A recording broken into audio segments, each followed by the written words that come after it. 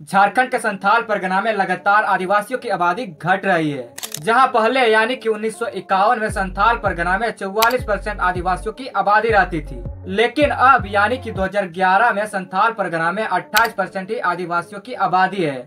वहीं इन क्षेत्रों में मुस्लिमों की आबादी बढ़ी है। जहां 1951 में मात्र 9% मुस्लिमों की आबादी थी, वहीं अब यह बढ़कर 22% हो गई है। इन क्षेत्रों में आदिवासियों की आबादी घटने के बहुत सारे कारण हो सकते हैं, लेकिन उनमें से जो एक कारण है वह है लव जिहाद। लव जिहाद यानी कि मुस्लिम पुरुष द्वारा किसी अन्य धर्म के महिलाओं को प्यार में फंसाकर, प्रलोभन देकर, धोखे से या फिर अपहरण करके उनसे शादी करते हैं और उनका धर्मांतरण करवाते हैं। जरूरी सूचना, इस वीडियो को बनाने का उद्देश्य मेरा किसी धर्म को ठेस पहुंचाना या फिर किसी धर्म को अपमान करने का नहीं है, बल्कि झारखंड में हो रही है घटनाओं के बारे में सच्चाई से रूबरू करवाना।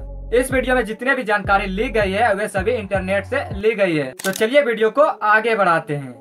लव जिहाद का मामला जो है वह संथाल परगना में लगातार बढ़ता ही जा रहा है, जिसमें मुस्लिम पुरुष जो है वह आदिवासी महिलाओं को प्यार जाल में फंसाकर उनसे शादी कर रहे हैं। शादी करना ये तो कोई गलत बात नहीं है, हर किसी की आजादी है कि वे किसी से भी शादी कर सकता है। लेकिन यहाँ पर मुस्लिम पुरुषों का मेन मकसद शादी करना नहीं है, बल्कि मेन मकसद उनका जो है वह आदिवासियों की जमीन को हड़पना है। ये मैं यूं ही नहीं बता रहा हूँ, बल्कि अगर आप संथाल परगना के क्षेत्रों में जाएंगे तो इसकी हकीकत आपको पता चलेगी। यही नहीं, संथाल परगना के साहेबगंज और पाकुड़ जिले में तो कई सारे जमाई टोले भी है, यानी कि मुस्लिम पुरुष जो है वहाँ की आदिवासी महिलाओं के साथ शादी की और आदिवासियों की जमीन पर ही अपना घर बना लिया और वह वहीं पर रह रहा है। ये जो इलाका है ये जमाई टोला के नाम से जाना जाता है।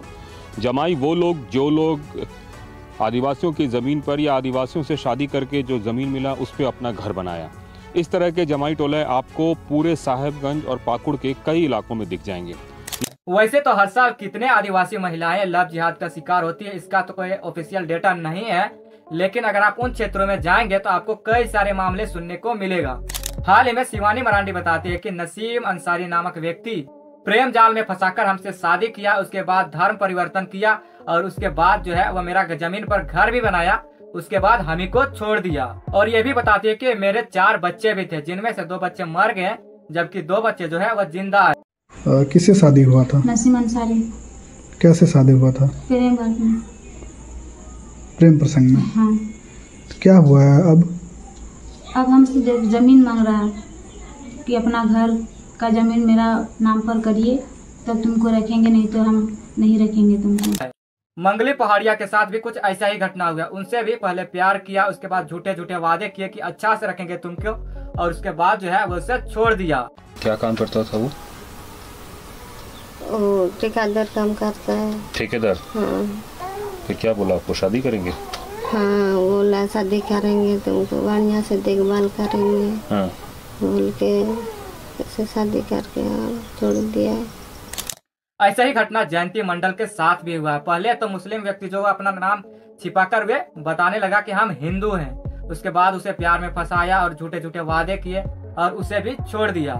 मोबाइल के जरिए आप उसके संपर्क? जी हाँ। तो पहले अपने आप को उसने हिंदू बताया आपको? जी हाँ। क्या नाम बताया उसने? साहिद साहनी बताया गया था, आधार कार्ड अभी जारी है मेरे पास। अच्छा, ऐसा ही वहाँ पर कई सारे महिलाओं के साथ हो चुका है। यही नहीं, संथाल परगना के क्षेत्र के लोगों के सेफ्टी के लिए वहाँ पर एसपीटी एक्ट कानून भी बनाया गया है, जिसमें कहा गया है कि संथाल के आदिवासी समाज में प्रॉपर्टी का हस्तांतरण संभव नहीं है। सामान्य स्थिति में बेटियों की संपत्ति में हिस्सा नहीं है। संपत्ति का हस्तांतरण परिवार के मुखिया पिता द्वारा ही संभव है। घर जमाई के लिए सामाजिक स्वीकार्यता जरूरी है। स्वीकार्य घर जमाई के जरिए ही संपत्ति में बेटी का अधिकार संभव है। आदिवासी लड़कियों का गैर धर्म में शादी करना अमान्य है। अमान्य शादी में संपत्ति का हस्तांतरण संभव नहीं है। यहाँ पर ये सभी नियम कानून होने के बावजूद यहाँ पर इसका कोई भी लगाम नहीं है।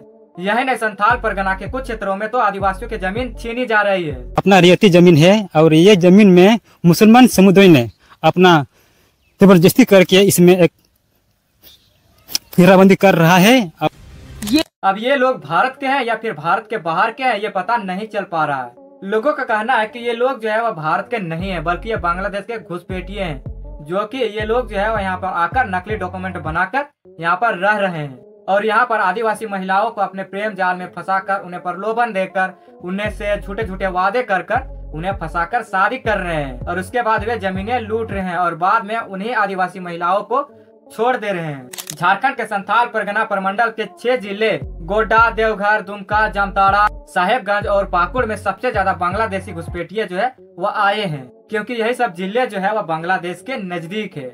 ये तो रही जमीन की लूट की बात, लेकिन यहाँ पर तो कई सारे मुस्लिम पुरुष जो है वह राजनीतिक दबदबा बना रहे हैं। यहाँ पर वे आदिवासी महिलाओं के साथ शादी कर रहे हैं और उनका धर्मांतरण नहीं करवा रहे हैं, ताकि उनकी पत्नी को एसटी से मिलने वाले वे सारी सुविधा का लाभ मिल सके। यही नहीं, वे अपने पत्नी को एसटी रिजर्व सीटों पर भी चुनाव लड़वा रहे हैं और जीतने के बाद वे सारे कामकाज का देख रेख जो है वह खुद कर रहे हैं। मेरा नाम सलीना हासदा है। बच्चे हैं? 2 बच्चे हैं, एक बेटी है एक बेटा है। क्या नाम है बच्चों का? इमरान, आयत। हमारे क्षेत्र पंचायत चुनाव हमारी पत्नी उस रिजर्व सीट में आती है। संविधान हमको अधिकार दे रहा है लड़ने के लिए। ऐसा ही इन क्षेत्रों में आपको कई सारे मुखिया देखने को मिल जाएंगे जिसकी पत्नी जो है वह एक आदिवासी है और उसका पति जो है वह एक मुस्लिम है, जबकि उसका बेटा बेटी जो होते हैं वह मुस्लिम होते हैं। यानी कि उसका बाप मुस्लिम, उसका बेटा मुस्लिम, उसकी बेटी मुस्लिम, लेकिन उसकी माँ जो होती है वह आदिवासी होती है, यानी कि किसी दूसरे धर्म से। वो इसलिए ऐसा करती है ताकि वह एसटी से मिलने वाली सारी सुविधाओं का लाभ ले सके। अब आप लोग सोच रहे होंगे कि आखिर ये सब बातों को सरकार को क्यों नहीं बताया जाता है, तो मैं आप लोग को बता दूं कि इस सब के बारे में केंद्र सरकार को भी पता है और राज्य सरकार को भी पता है, लेकिन ये लोग जो है वह सोल्यूशन निकालने के बजाय ये पॉलिटिकल मुद्दा बना बैठे हैं। केंद्र सरकार वाले राज्य सरकार पर आरोप लगाते हैं कि ये लोग जो है वोट बैंक के लिए इन्हें जगह दे रहे हैं। कैसे मुस्लिम जो है एससी बन करके अपना जो है राशन कार्ड ले रहा है, तो इसका पीछे का कारण क्या है? क्योंकि कोई बांग्लादेशी घुसपैठिए को कुछ न कोई एक ऑथेंटिक पेपर चाहिए और उन्होंने दे दिया उसको। जबकि राज्य सरकार वाले बताते हैं कि ऐसा कुछ डेटा ही नहीं है कि हम एक्शन ले सके। अगर आपके पास है तो बताइए हमें। ऐसे जो लोग बोलते हैं आंकड़ा तो बतावे हैं कि इतना लोग यहाँ जमीन ले लिया, तब ना अंदाज में नहीं चलेगा। ले लिया ये बतावे तो हम लोग इस समर्थन का हम लोग हाँ कहेंगे। वैसे इस वीडियो के बारे में आप क्या सोचते हैं कमेंट सेक्शन में बताइएगा। और हाँ, अगर वीडियो अच्छी लगी होगी तो प्लीज वीडियो को लाइक कर देना और अगर चैनल में नए होंगे तो चैनल को भी सब्सक्राइब कर लेना।